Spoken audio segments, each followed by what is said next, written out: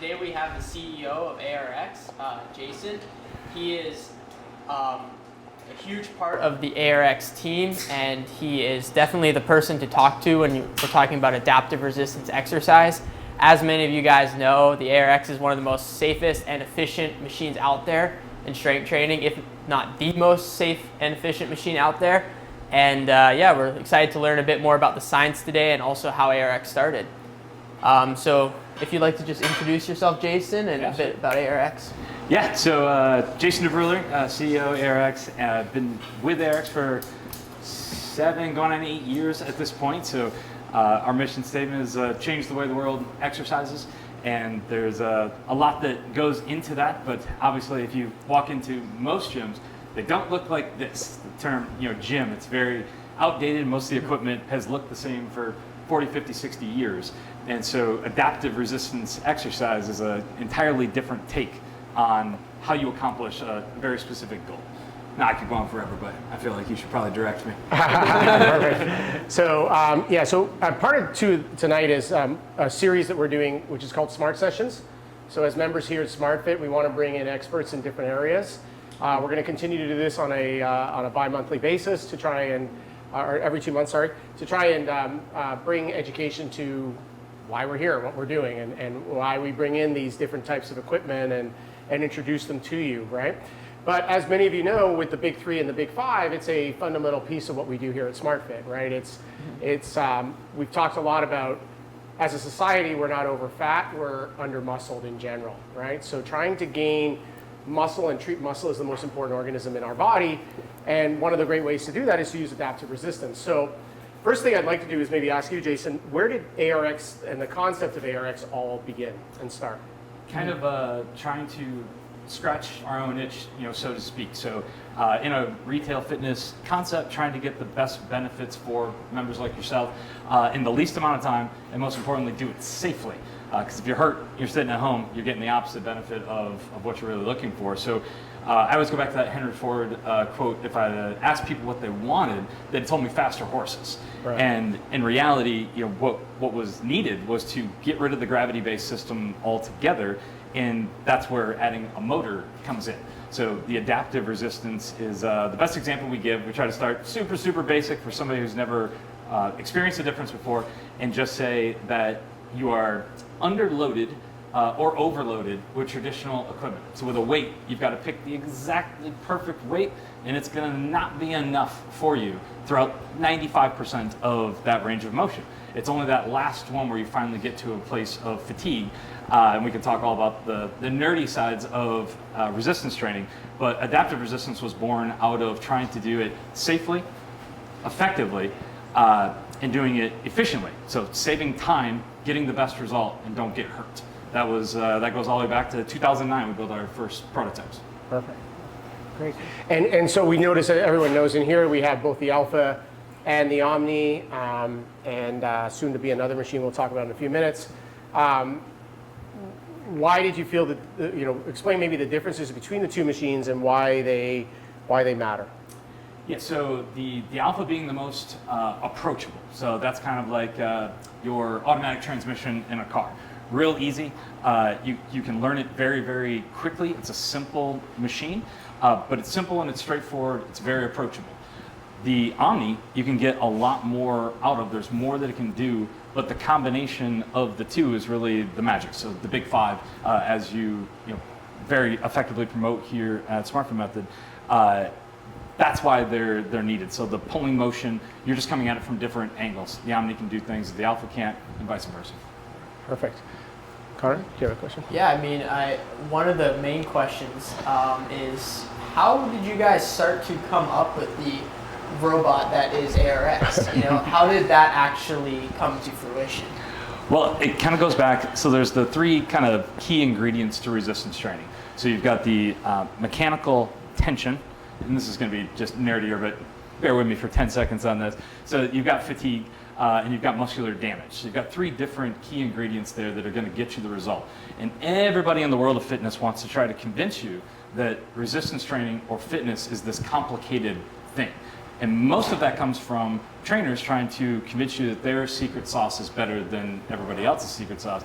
They don't have all of this technology combined. They're just saying, hey, come in, my weight stack is better than the next guy's weight stack.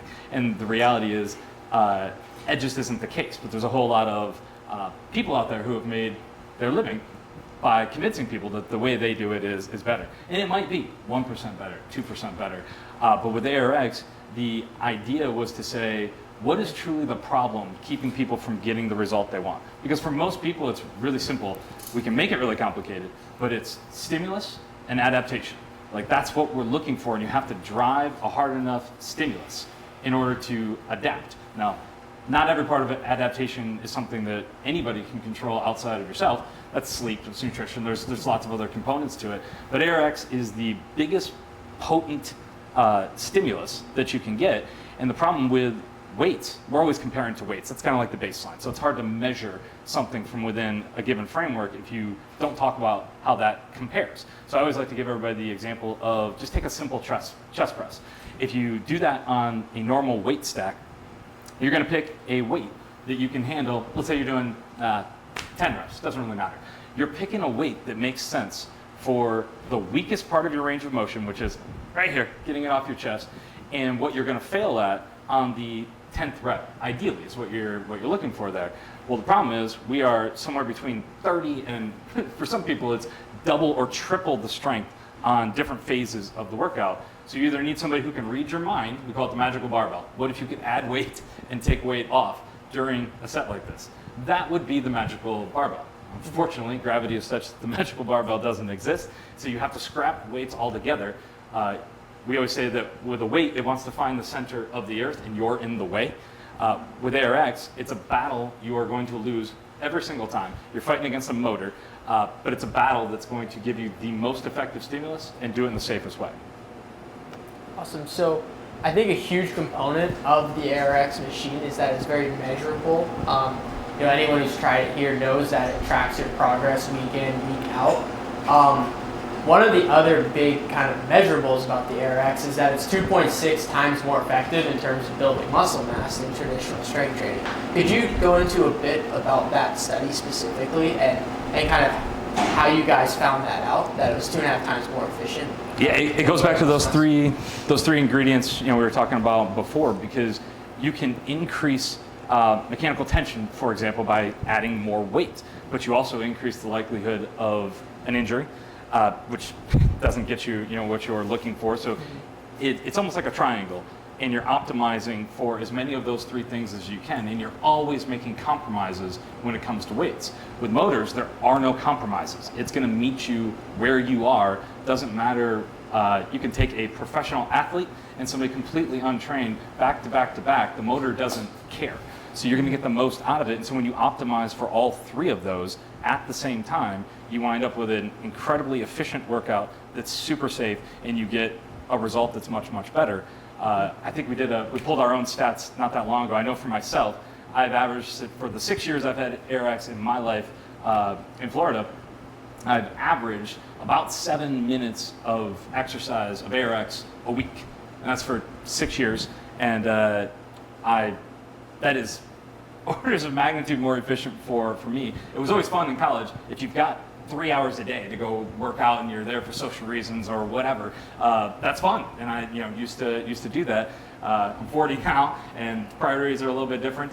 And so to be able to get in and get out, do a 20-minute workout like we do here at SmartFit Method, that is designed for the average busy person in mind, but you're not making any compromises when it comes to the results, which is, that's what we're all here for, right? Efficient, safe, effective. Now, with it, as many of you know, we focus heavily on both the concentric and the eccentric phase within the load, so making sure that we're creating force, but we're also resisting force. So when you guys were designing the motor, how did you discover the effectiveness of of loading the eccentric side? Well, on that part, we're lucky because we're standing on the shoulder of giants. There's plenty of research that's already been done for decades and decades that talks about the benefits of the eccentric phase of training. So that's just the nerdy way of saying the negative, or when you're lowering a weight. And most people are so much stronger on that eccentric phase, and it's where a lot of the magic happens. It's where all the bone mineral density gains come from. It's where a lot of the hypertrophy comes from. The problem is, how do you do that safely?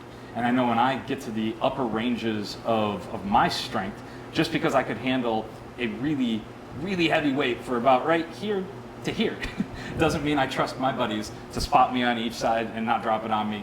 There's all kinds of problems with that. So the research had already been done on eccentric training being so important, especially on that hypertrophy side of things, but how can you do that safely?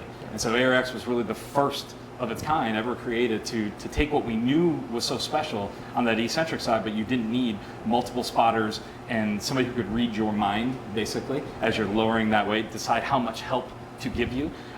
So come to find out, getting rid of the weights was the only answer. Well, it's a big advancement. I mean, if you look at the bodybuilding industry, you've seen this already. I don't know if you've seen in magazines or so forth, you'll see bodybuilders doing a squat with chains and bands on the side of the bar. What they're effectively trying to do is replicate an eccentric load that's greater than the concentric load, right? Because they're doing it, it's like a poor man's version of the ARX, right? Effectively is what it is. They're understanding the need to be able to create that tension on the way back.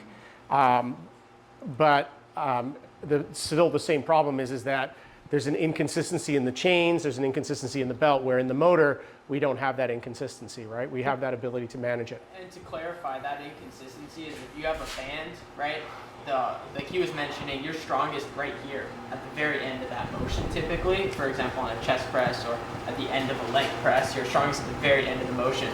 So the band gets more difficult as you go further out. But the problem that the bands and the chains aren't actually accounting for is that you are stronger on the eccentric phase when you're resisting weight.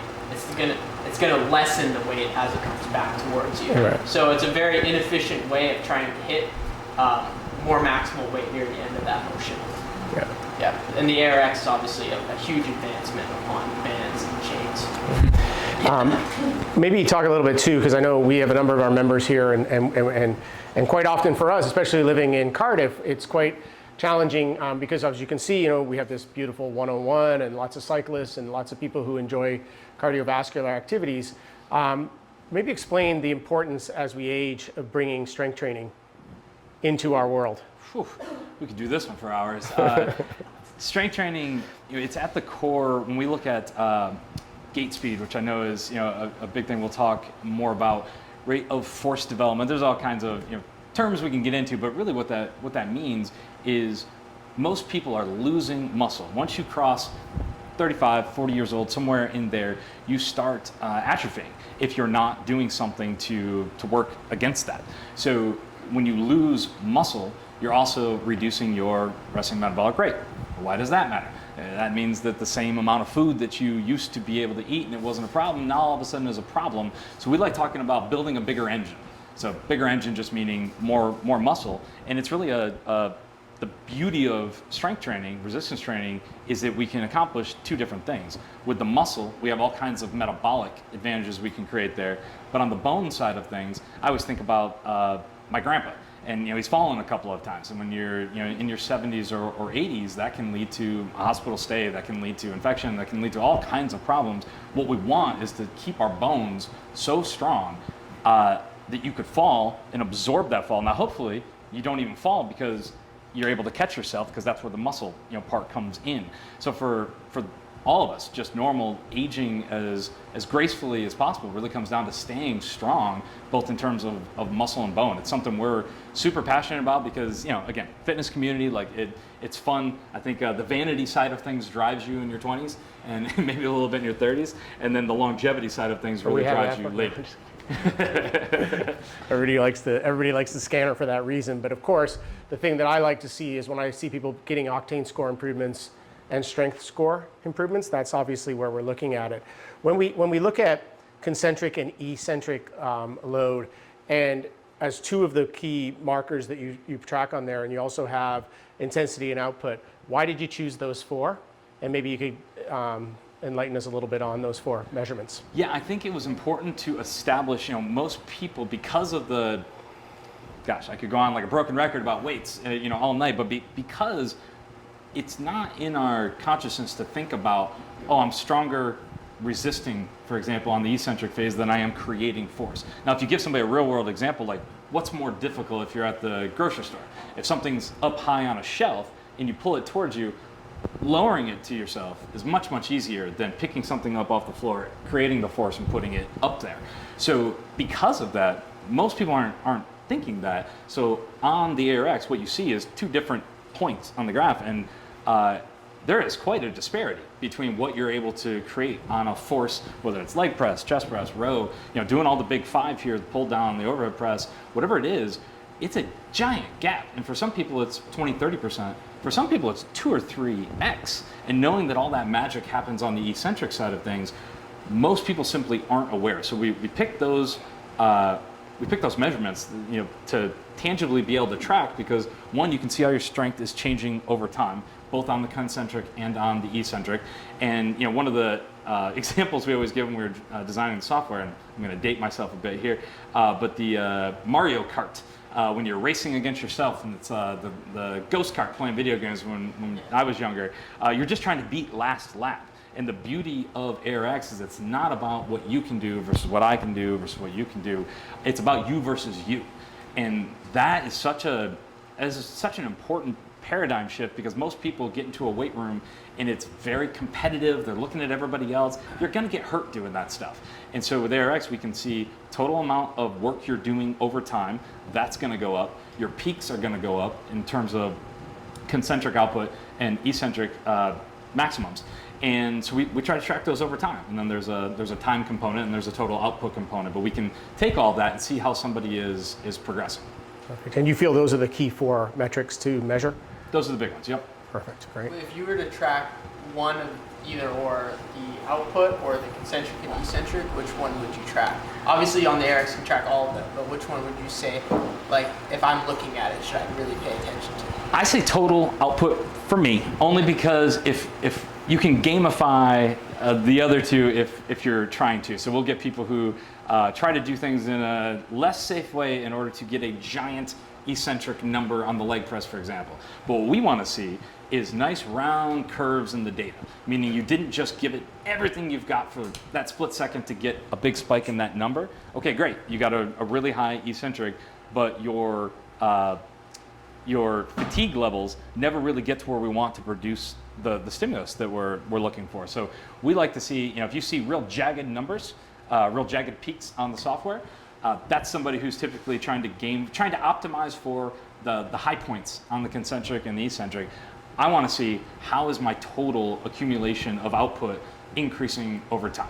So that's the intensity, if you will. So the output divided by the time is really what we're tracking there. That's my favorite one. Yeah, we would agree here. What's the main difference between the output and the intensity when they're tracking it on the ARX? Just time. So one is the total accumulation of your effort, and one is the accumulation of that effort divided by the amount of time you're doing it. So there's various protocols out there, and we tend to be somewhat agnostic as the equipment provider. But there's some real good data out there these days. There's lots of books, and I'm sure you've got some of your favorites, but I think combining ARX with additional modalities is really how you get the most out of it. Perfect, yeah.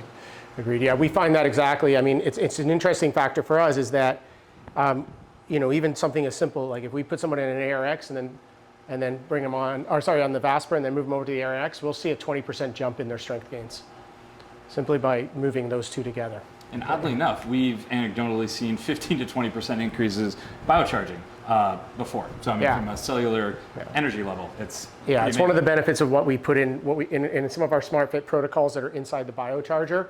There is actually a pre-workout mechanism. So if you do arrive early, we encourage you to go and use the biocharger, because it will actually improve your performance over on the ARX as well. And when you're getting in here and exercising on them. I wanted to allude to something else. Jason, Connor, and I have had a lot of conversations in the development of ARX and working with them on developing new protocols, new products, new solutions, new ways to do. So Jason spoke a little bit about gait speed. Gait speed is your ability to move at 1 meter to 1.2 meters per second. It's what society works at. So society is built on 1 meter per second to 1.2 meters per second.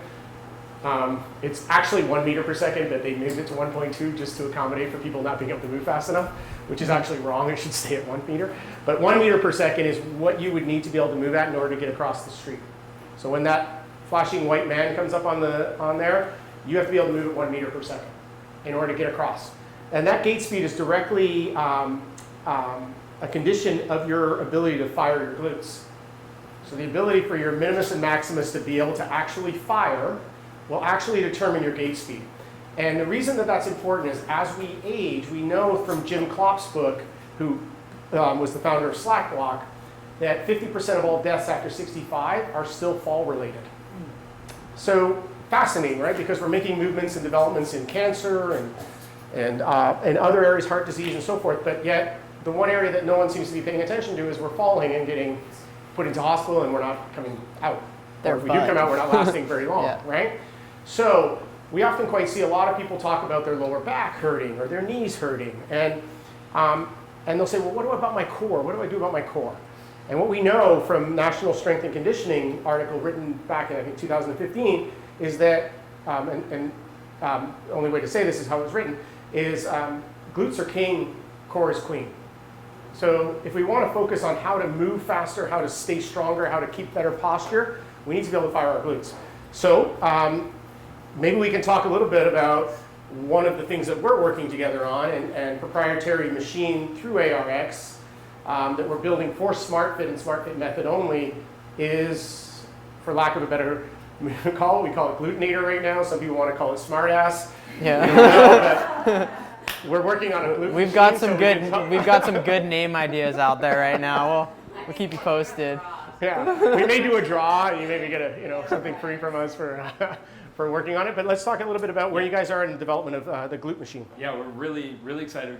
This is, like Rob mentioned, a SmartFit method exclusive. So this is something new for us, and we have always developed multi-purpose machines. A big part of our appeal in the market has been you can do with these 2 machines here what would normally take 2,000 square foot of single-purpose equipment. And that works really well for 95% of what we're trying to accomplish. But when it comes to the glutes specifically, that is it's a unique movement, it's a unique activation, and so it needs a unique product. So through a lot of conversations Rob and I have been having over the last several months, and his passion for it really is what drove us to do this partnership, is really wanting to see those benefits for members. I mean, this is going to be a really amazing way to activate those glutes. And I have a feeling you're going to be spending more money marketing to women than you would have otherwise. But yeah, we're really excited to do that. It's going to be it's a brand new one for us. So that's going to be rolling out. Don't have an official timeline, but it's coming soon. We're targeting. Why would I throw a date out there? That just would be bad for me. But yeah, we are moving quickly on trying to get that deployed. We are squeezing them every day on end of the year, first quarter of 2023. To bring that in here. And as you know, Michelle, Connor, and I all come from Canada. Some of the best glutes in any sport are hockey players and speed skaters. Yep. And there's a reason for that, is it's a bilateral movement, right? So you're pushing down and out. And that down and out, creating an activation of the minimus maximus, the adductors, the hip flexors, all of those things coming together in a single movement in the most important muscle that we have in our bodies from a standpoint of athletic performance and gait speed. So we're building a bilateral movement in the machine that we're working together on that will help us really change how we perform. We do a lot in here to try and encourage you to keep your toes as high as you can on the VASPER to activate the glutes. Put your feet as high as you can comfortably on the leg press to activate your glutes. But without that bilateral movement, we just can't fire them the way we want to fire them. So it was a passion of mine and Connor's to really work with the guys here at ARX, and they obliged us on this idea of building something that would allow us to really create that ability. And it's fascinating because when you go and you look at the research labs where they actually look at glute activation, they'll put an athlete on the treadmill and they'll put the heat activation camera on their glutes to see how often they're firing. And it kind of looks like the 4th of July, right? It's just like all the time. And then you put an average 40-year-old male or female up on there, and it looks like a pebble that dropped in the ocean. It's like one firing.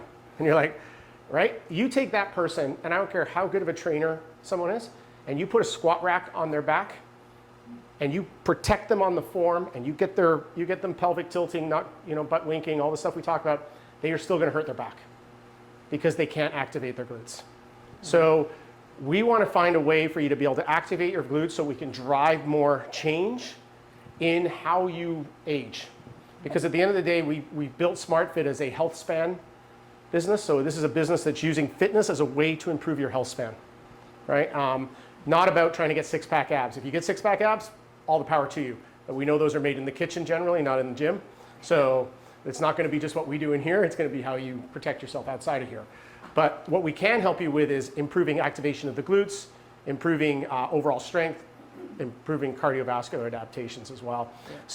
Yeah. So we've been working on first quarter as a sort of target date to get this out, and I think it'll be a really great addition to what we're trying to do here.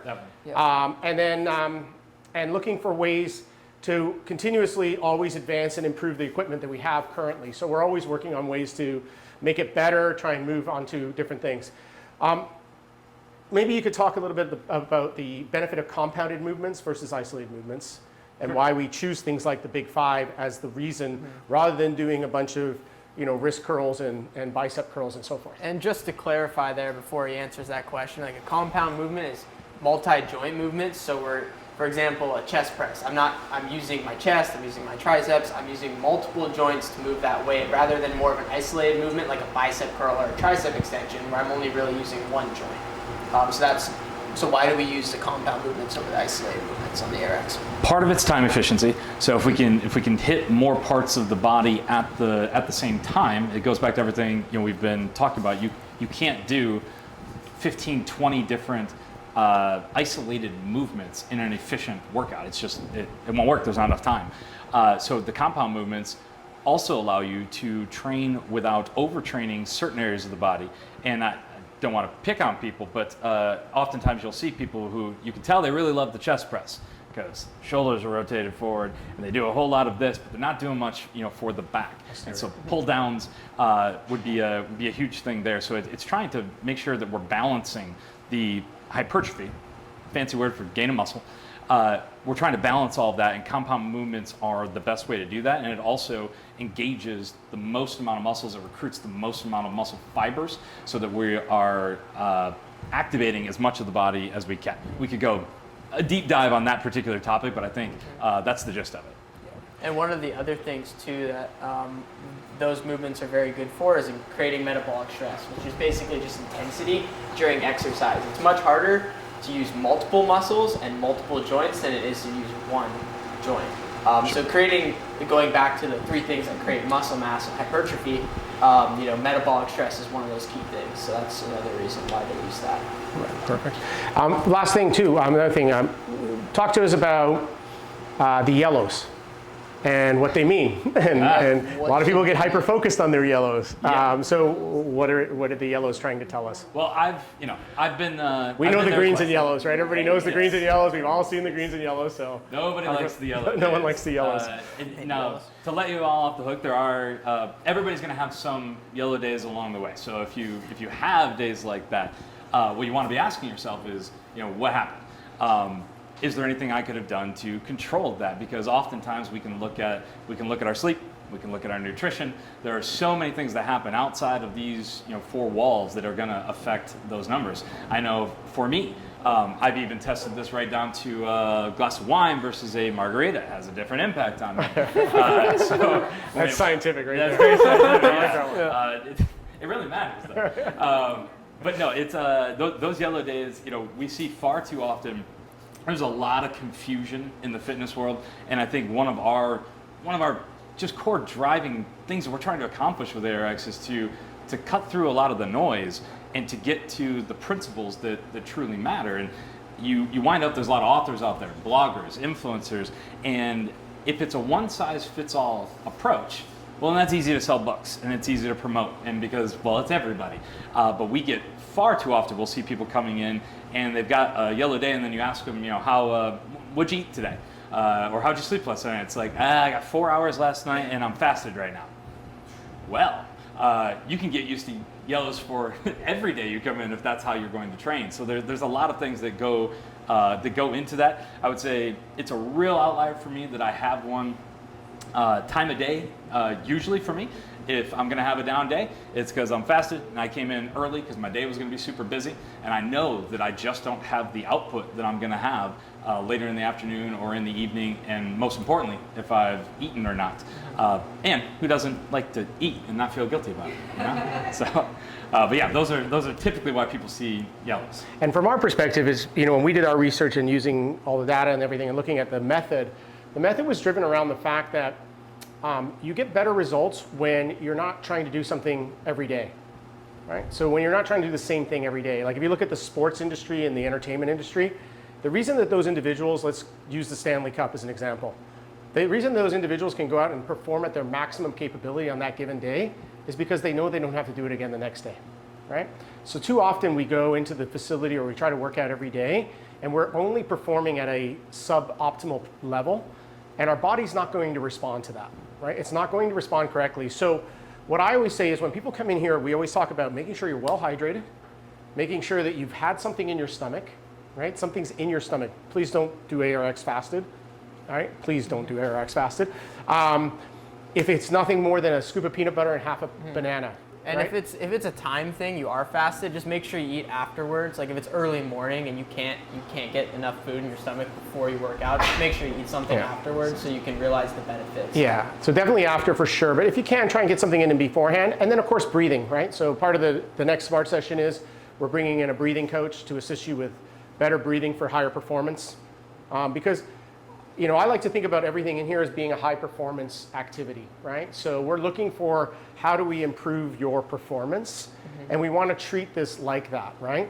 So when we've had history of going into the gyms in the past, and I've been guilty of this, and I'd go 5-6 days a week. It was just going 5-6 days a week, right? So what did it matter? I'm in here, I'm in the room, I must be doing something, so I'm just working out, right? But I don't really know if I'm making any progress because I'm just putting volume in, right? What we want to do is focus on actually making sure that we're maximizing performance while we're in the facility.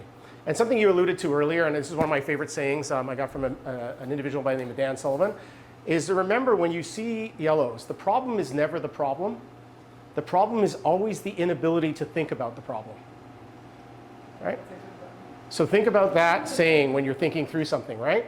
Break the problem down. Why is it occurring? What happened? What's different, right? Because what I look at with data, like data we have inside this room, data we have up there, is it's there to create great conversations. It's not there as a way of validating what we do here, right? It's a great way for us to get the information we need back for ourselves to perform better, right? Because we know in the core principles of exercise, strength training, cardiovascular response, hormonal stimulus, cellular recovery, those are all key core fundamentals to strength.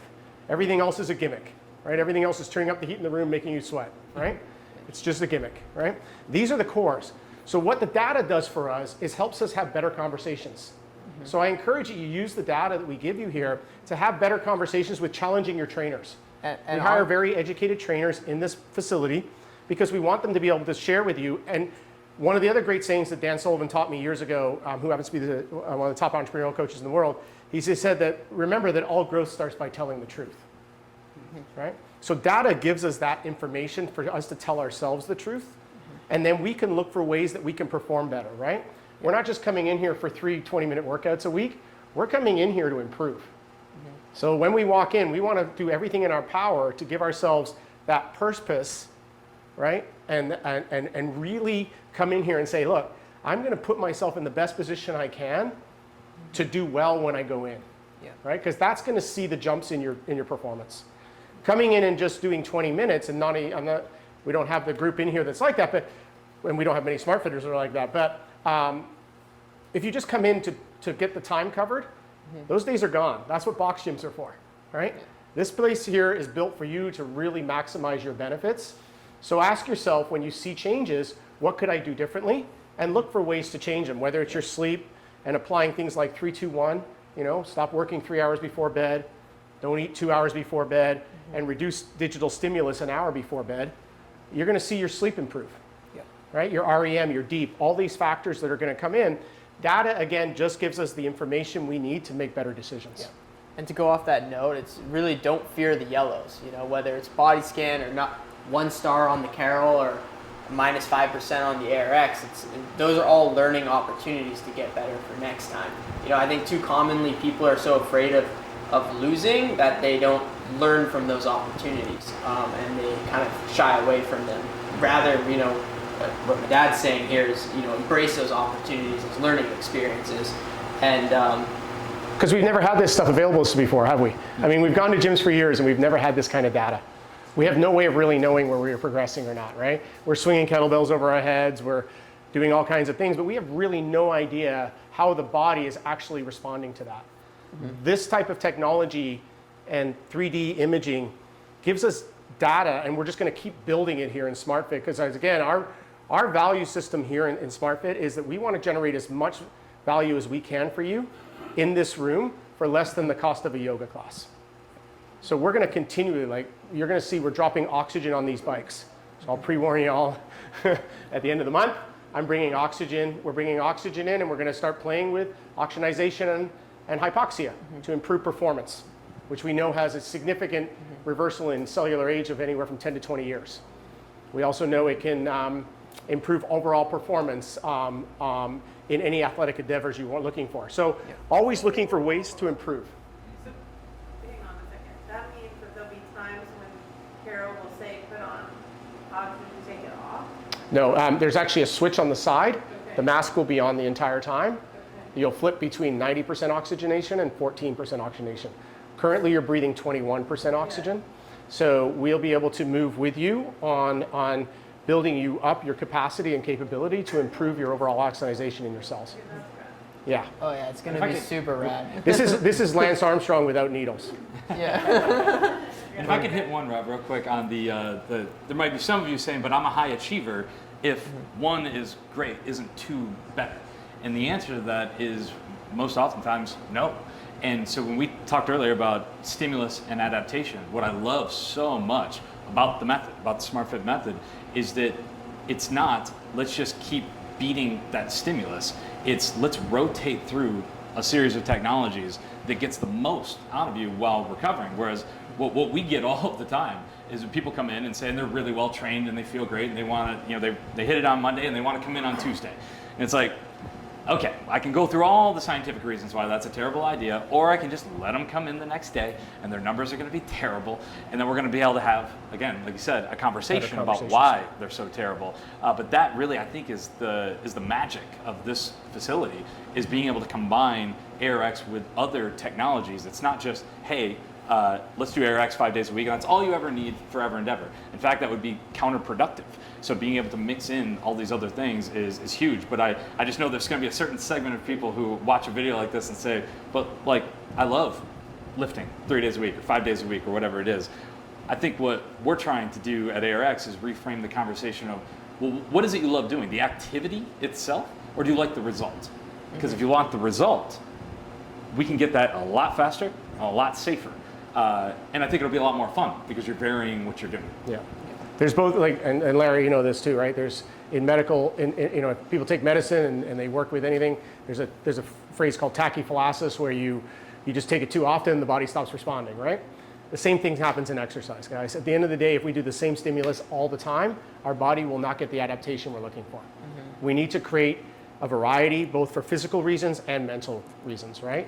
One of the reasons in here is, we do a zone 5 and zone 2 training on here. So we do those 2 max sprints for 20 seconds, and then we do the fat burn 30. And the fat burn 30 is a series of little sprints, right? But if you actually notice, your heart rate's actually the same the whole time. It's just far more interesting to do little sprints than it is to sit in that heart rate zone. And right? So there's a mental stimulus that matters too. Yeah. Because consistency is what's going to get the job done. So we want to keep stimulated. When I used to compete and I was racing and cycling, I used to change my handlebar tape every month because I got tired of looking at the same thing, right? It works. It's a brain comparison to that. We want to change through. So there's a physiological reason why we do these changes, but there's also a mental stimulus that we want to have happening as well. it keeps things interesting. And there's a dichotomy to that, right? With variation and then consistency. Consistency allows us to measure what's happening to see if we're actually progressing. And from that, we can create what's called progressive overload. So on the ARX, 1 week you do, let's say, 100 pounds. The next week you do 110, and then the next week 120. And then we can start to create progressive overload. If we have too much variation, then we're not really able to ever increase what we're doing. We're just constantly entertaining ourselves and varying exercise. But if we have no variation, then the muscles become desensitized to what we're doing. So that's why on the ARX, why you guys have those 4 different protocols that rotate, is because what we're trying to do is create variation in the exercise so that your muscles don't know what's coming every time you do it. Same with the different pieces of technology. But then come back every 28 days so we can measure the progress. Yep. And we'd like to, just besides of you guys' time, we'd like to open up the floor to some questions. So if any of you guys have questions for us or Jason here, go ahead. Larry. Could you define what you mean by eccentric muscle training? Eccentric muscle load. training. So Defining eccentric load. Yeah, I can take this one. So just, it's phases of movement. So if I can just use a chest press as an example, concentric phase, creating force, eccentric phase, resistance force. So your strength curve, so if you look at your ARX data as you go, it's a very, very different number on that black part where you're pressing versus the red part. You'll see that number spike and you'll be able to sustain much, much higher numbers on that eccentric phase. Is that why you would change it every week? Yeah, the reason we change that is to try and focus sometimes on more negative, so more eccentric load. So we'll do a negative only day, or we'll do a dynamic house set. Yep. And then sometimes we just want to test your metabolic conditioning as well, stress, by doing a countdown, right? So having that rotation again, as Connor was mentioning, it gives us enough variety for the muscles to never get too comfortable in the situation, but we don't just vary every week for the sake of varying every week. We want to come back to that initial house protocol and then measure the gain that we're getting. Yep, and that countdown, as he was saying, is the one where you guys have no rest. So you're doing the exercise with no rest. And then that dynamic house is where it's 5 seconds on the concentric, so we're pushing out, and then 10 seconds on the resistance. So we're increasing the time we're resisting weight to create more hypertrophy and muscular gain. And if you think of concentric as being like your muscles are contracted, eccentric elongated, right?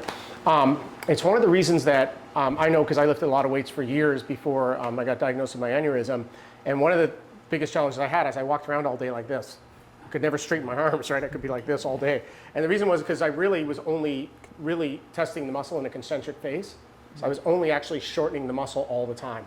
So people said to me, what about Pilates? Well, Pilates is really just elongating the muscle. It's eccentric load, right? Problem is it's not enough eccentric load because it's only working on your body weight comparatively to what you have here. It's one of the reasons why you probably don't feel that stiff or sore after working out here compared to when you do more of a stagnant weight, right? Comparatively to like more of a bodybuilding or powerlifting type regimen, a lot of bodybuilders or powerlifters, they can't straighten their arm because all they do is contract their muscles. Yeah. How does something like cryo or sauna fit in with all of this? So like we talk a lot about, you do a lot here, but your nutrition, your other activities, your steps. So if you wanted Do you want to take that one? I'll take that one. So cryo and sauna, those are great ways to release different cold shock and heat shock proteins. It's somewhat similar to this method except it's more on the recovery phase. So what we focus on is the catabolic phase when we're stressing the body, creating a stimulus. What cryo and sauna is really good at is it's a technology that allows people to have a better adaptation or recover faster from exercise. So do it after this thing? So one of the reasons we don't bring cryo or sauna in here is 2 reasons. One is if you look at the Scandinavian study on reducing blood pressure as an example, you use it 5 to 6 times a week. So generally speaking, it needs to be more convenient than going to a facility, in my opinion. I have an infrared sauna in both my houses for that exact reason, because I know there's a value to having it in the and making sure it's hot enough and that you spend at least 20 minutes in it, right?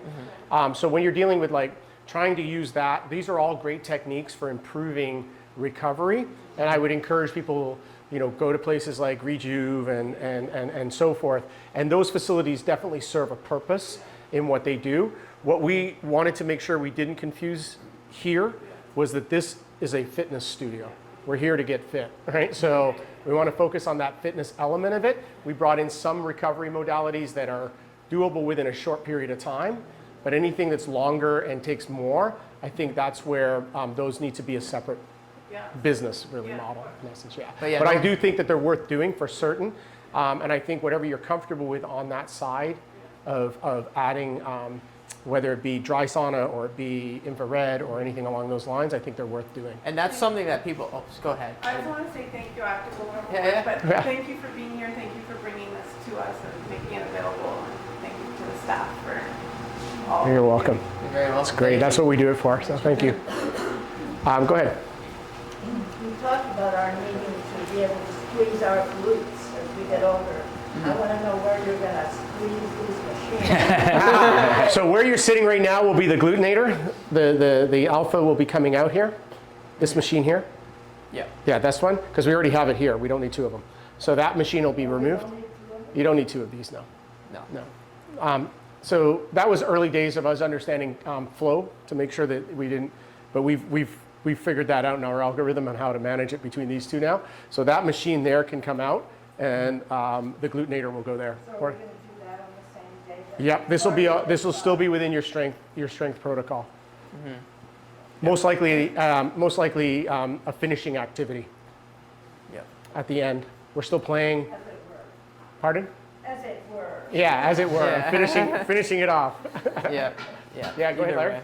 Comment on the advantages and disadvantages of using the ARX for isometric exercises, like part of the reactor. Oh, static. Using static? Okay, yeah. So using static, so obviously Larry's just recently gone through shoulder surgery. So we were just talking about this. Good example, right? We get So this full dynamic range of motion versus static. Quite simply, it's about recovery. So recovering from injury, if you're doing nothing, we're going backwards. And so, but from a liability perspective, doctors are typically very conservative when it comes to what they allow you to do in a post-surgical environment. Statics, you can create a lot of what we're looking for. Is it the full dose of the medicine, if you will? No, but it's a whole lot better than doing nothing. So one of the things I would just say on the shoulder side, if I can lean against the wall like this, that's my starting point without pain. If I can lean against the wall at this level without pain, I can do a static press. Because remember that this is not acting on you, you're acting on it. So you're going to know, just like the same thing here is like when we bring oxygen in here, we know hypoxia is beneficial in small doses, right? So if I asked you to swim and hold your breath underwater, you would naturally come up when it's right time. You don't want me putting my hand on the back of your head and holding you underneath the water. That's what free weights effectively do, right? Free weights act upon you. Something else is causing you to make that decision. Same thing here with static is because you're in control, we can let our recovery be the judgment. And as we know, if we can fire the muscles, we can reduce the load on the tendons, which will improve the integrity of the joint. So we would much rather be firing those muscles than leaving them alone. And then second phase would be that motion is lotion. So we would want to, as we get more and more ability, we can start to move that range of motion again. So we might do 1/4 of an inch, 1/2 an inch. But again, one of the principles that we live by here is one that was the founder of Four Seasons said to me 20 years ago, Izzy Sharp, and he said, you systemize the predictables so you can humanize the unpredictables.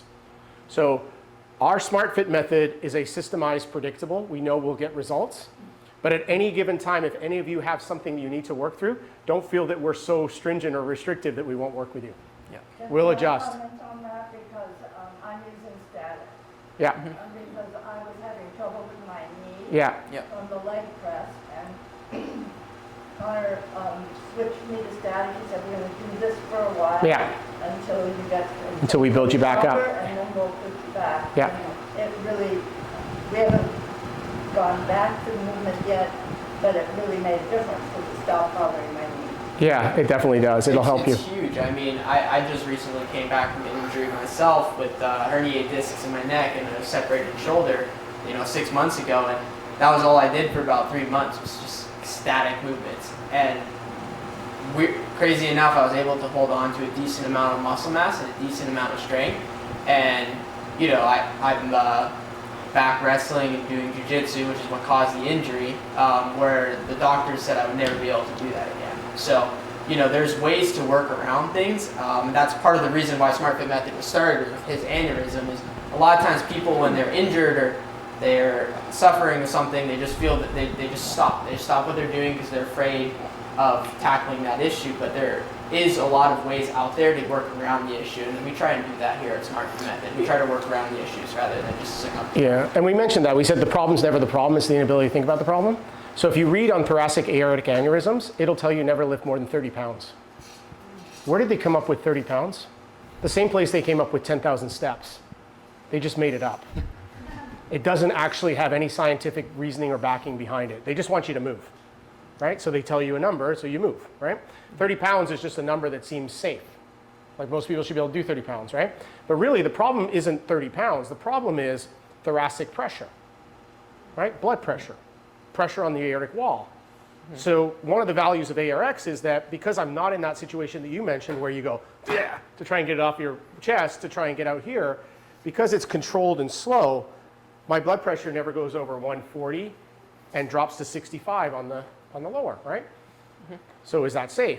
Well, they say anything 180 over 90 is safe under stress of lifting for my condition. So that's more relevant to me than 30 pounds. That's hundreds Right? of pounds. Yeah, so that Hundreds. allows me to still gain strength, still be able to do things without missing that value, right? So one of the things that I was told by the cardiologist who wrote the paper on the VASPER was to not cower to my condition and to start to try and think about my own situation and figure out how I could improve upon it. Yeah. And I'm glad I listened to him because a lady who got diagnosed at the exact same time as me is now 70 pounds overweight, has diabetes and 2 other heart diseases. Right? And hasn't done anything. So I'm a big fan of within reason. Again, we have to be careful liability-wise. We can't tell you to do something if your doctor's telling you not to. But you also are your own best judge of where you're at. And I would say challenge yourself on some basic things. Like for you, Larry, as an example, if we can start to hold ourselves against the wall and we can start to hold, then we can do a static press. And if we can fire those muscles, it's sure better than not firing them. Yeah. Right? Yeah. So being able to do the things right and correctly, and of course safely, right? We have to be safe, right? I'm not proposing that we go out there and put ourselves at risk, but I'm also saying that no decision is still a decision, right? So we have to remember that, right? We're always making decisions. To do nothing is a decision, and we have to be able to live with those consequences, just like we have to live with the consequences of finding a better way and possibly challenging ourselves. So. Questions really. Well, I'm a resistance stretching practitioner. Right. So I use resistance in the eccentric flow to release fascial adhesions. Yeah. And on a fascial level. And I just want to say, are there any studies? Have you guys looked into that a little bit about what it does on that level for fascial adhesions and how beneficial that is? Not on ARX specifically. Research is really the next phase of our company. We've got one great research project that was done by Western Colorado University, but that's one study on one very specific weights versus ARX type of thing. The next few years of what we're really after is to say, well, now we figured out just how superior that form of resistance is. Now, how do we quantify that in as many ways as humanly possible so that we can get the message out to stop throwing metal plates around a room? Hey, but going off that question, in terms of creating more mobility and more flexibility on the eccentric phase, the ARX does do that. Yeah, that's why you said that's why you're likely not stiff. Yeah, You're exactly. Really you're doing a whole bunch more than. Yeah, if you go to stretch therapy, right, you're resisting as they're pushing back to elongate that muscle further than you typically could doing a regular stretch. And the ARX does exactly that on the elongation of muscle. It's actually just putting weight that you're capable of lifting on the way back. Yeah. And that's one of the great things about the ARX as well, is it actually will increase mobility. Yeah, strengthen and lengthen at the same time. And also stretching that and lengthening that muscle within a safe range of motion, which is one of the benefits of setting the range of motion. So again, if we want to go too far back in our leg press, right, the hamstring is going to compromise us and pull us under, and that's going to put pressure on our lower back.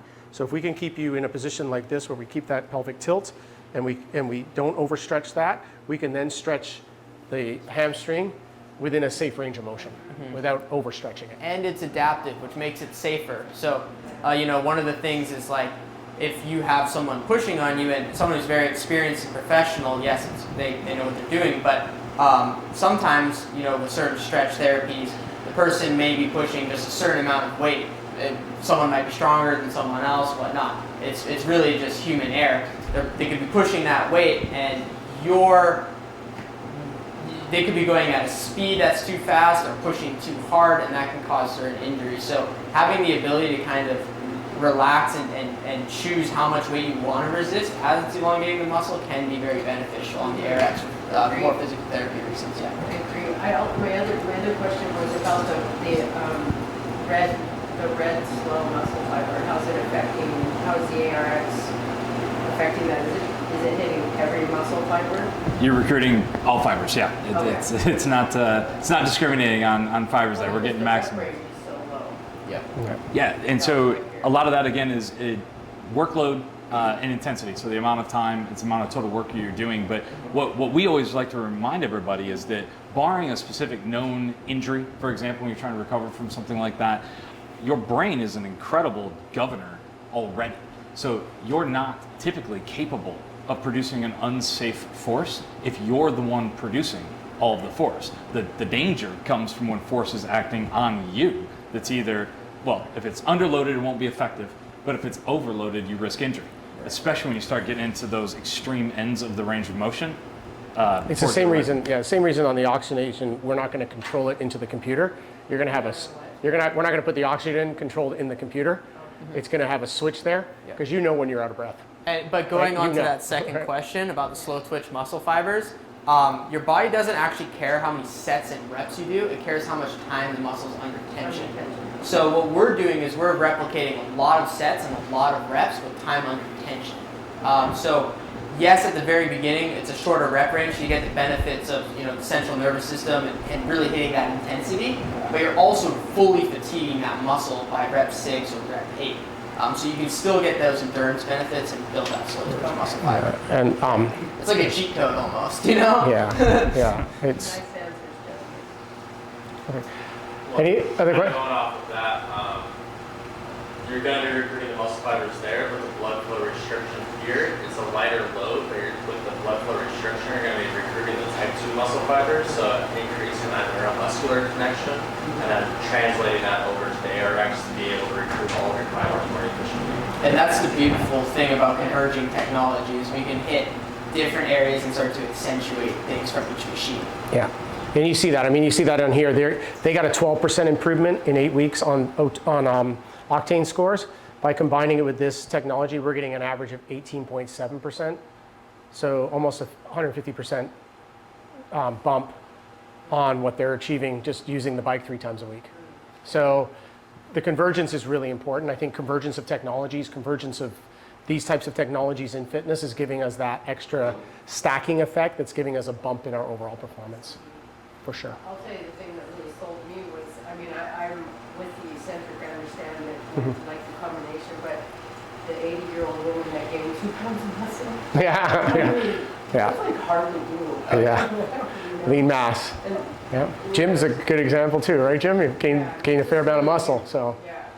Having not been a gym rat, this is a whole new program which has made a huge difference. But it leads me to the question of ARX. When you're using ARX, there's a fine line between pushing too hard and you always said 80%. What is 80%? Because I get on there and I look at the graph and I go, shit. And percent. So I don't have too many problems on here, but on shoulder ones where I do a lot of swimming and have shoulder issues anyway, I find that there's times where I'm pushing too hard.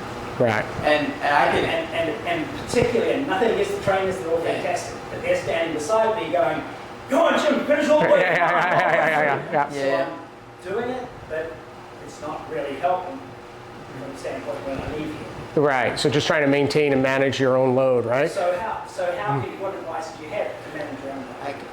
Go ahead. I got one thing. I'm sure he has tips as well. The main thing and how you know you're pushing too hard is a sacrifice of form.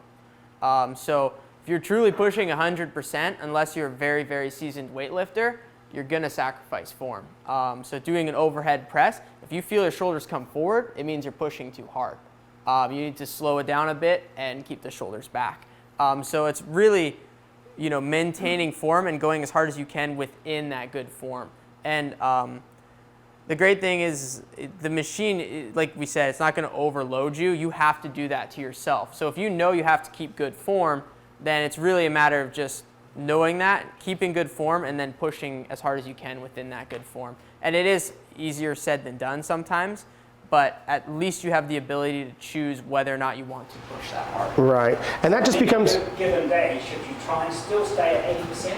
Well, the reason I used 80% as an example for somebody, because percentages are always difficult because they're anecdotal and you can choose how you want to do them. But and this is just my situation, right? So when I was talking with the guys at ARX and my cardiologist on my aneurysm, he said, Rob, you're going to have to be a big boy. And this is me, right? I have to be a big boy and you're going to have to stay in control while you're lifting. So there's not going to be any of this, no matter how cute anybody is who walks by or any man who you want to beat, right? Nothing of that. I got to stay in control. So how I convinced myself to do that is I said to myself, you know what I'm going to do? At no point am I going to allow myself to sacrifice form. Not for any number on the screen. I'm going to protect my form. So I'm going to make sure that my heels are driven down and my chest is proud at all times and that I'm breathing correctly at all points in time, right?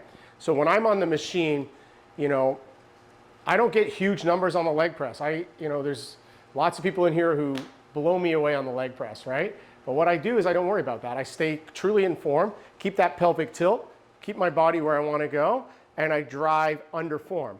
And then once I nailed my form, I try to make incremental improvements on my previous markers. It was kind of like what he talks about with the ghost machine in the Mario Kart, because at the end of the day, the trainers are really just encouraging you to give you that little extra bump. The screen is actually telling you what you're capable of. So that gray line that's always there in the past is the one. Now you don't need to blow that gray line away. And actually I'm quite concerned when I see people go 30% above or 18% above. Either they have compromised form or they were just dogging it the last 5 times, right? I don't know, but it's not what I should be seeing. I should be seeing about 2.5% improvements. About 2.5%. That's what I should be looking for, right? So I try to make incremental 2.5% improvements from week to week. Just 2.5%. If I make 2.5% improvements, I'm doubling my weight in 40 weeks. That's the compounding effect of 2.5% increase in my load. That's the advantage I have. So I don't need to get there overnight. What I want to try and do is focus on just getting a little bit stronger every week, right? A little bit stronger every week, creating progressive overload. But the main thing I'm always focused on is form. Is try to control that form as best we can. Same reason why we work with the trainers a lot on trying to make sure we get ourselves in this position, where our butt's not sliding underneath while we're doing the shoulder press. All these types of things. We're not using our momentum. Our legs should not be heavily engaged on the row, right? They're stabilizers, right? So if you start seeing yourself doing that, just say to yourself, I'm going to back off for a little while. I'm going to let my numbers drop down a little bit, and then I'm going to grow from a better base, right? And that's part of the control that we have to kind of bring upon ourselves. The trainers will try to work with you as best they can, but again, we have to also kind of keep control of what we're doing as we go through it. Just to piggyback on that, the only thing I would add to that is the quality of the resistance is so many orders of magnitude better than anything that you could compare it to, that if you are backing that intensity down just a little bit to not sacrifice form, this isn't a sprint, right? We're trying to build strong people for life. I just hate yellow. Yeah. That's why go down a little, and then you'll never see yellow again. Yeah. No, that's true. And just coming back a bit sometimes. One little tip, and I have to do this to myself because I'm pretty overly competitive with myself, is sometimes you can just close your eyes. One, that's going to increase the mind-muscle connection. You're going to feel the muscles more. And two, whether your eyes are closed or not, you're still going to put in the same effort, and you'll see your results at the end. So you're not going to be swayed from the Yeah, scores. and without trying to offend anybody, we do recommend that the trainers turn off the score if you are compromising. Yeah. They don't like to do that because they don't want to get into an argument with you, right? But just hit the button while no one's looking and the numbers go off the screen, right? That sometimes is a good move though, on your own sometimes. If you feel you're compromising, just say to the trainer, can you flick the number off for me? Yeah. Because I'm too hyper-focused on what's going on up there, and I need to get back to being focused on what I'm doing here. And so a lot of times I'll just turn the numbers off on myself, right? And just make sure because again, it's not, I mean, the greens are great because we want to get those greens, and of course they're important, but like you were saying, the magnitude of resistance that you're generating in here is so superior. It's 94% more effective than stagnant weight, right? It's 94. Do you know you have to do 6 sets of 10 reps to get the same amount of time under tension that you do on here in one move? That's 27 minutes, by the way. That's 2.5 hours to do a big 5. That's why we have to do chest and tries, man, and back and bis. You know, that's the gym model, right? Gym model was chest and tries, back and bis, legs, shoulders. So because we had to break up that 2.5 hours to try and get the time under tension. The beauty of this is we can do it in one set. Don't forget flexing in the mirrors. Well, yeah, you got that too. Yeah. The 6-minute rest periods. Yeah. You gotta check your phone. Yeah. Anything else, guys? Your questions? Does that help, Jim? Did I answer? Yeah, I use 80% as an anecdotal, but I'm just sort of saying, don't give me everything because I want you to kind of just get under control of the movement, just like you do on a bike, right? You know, sometimes on a bike, if you're just sacrificing form, you're not actually going any faster, right? So if you can stay in that saddle, like, you know, Vanderpool, right? And just stay in the saddle and keep the heels down and wipe the poo off your shoe, all those factors, you're going to have much better form than if you're just... Closing your eyes really does work. For anyone who just... Yeah, it just... Yeah. Close your eyes. Yeah, or just say to the trainer, flick the graph off for me. Yep. They'll do it too. Both are good. I'd like to see the graph. Yeah. It's like, All right. you close your eyes, but you know it's there still. Well, you're like, what we're my gonna eyes do- are closed. Oh, I'm a little bit above. We're gonna stick around, so if any of you didn't feel comfortable asking a question in public and you want to just ask any of us a question independently, we do have wine and beer and soft drinks, so please feel free to stick around. And Connor, if you want to throw some music back on. But thank you guys. Hopefully that was informative and helpful for you. And keep coming, and we'll keep bringing in great guests. Yeah, thank you guys. Thank you, Jason. Yeah.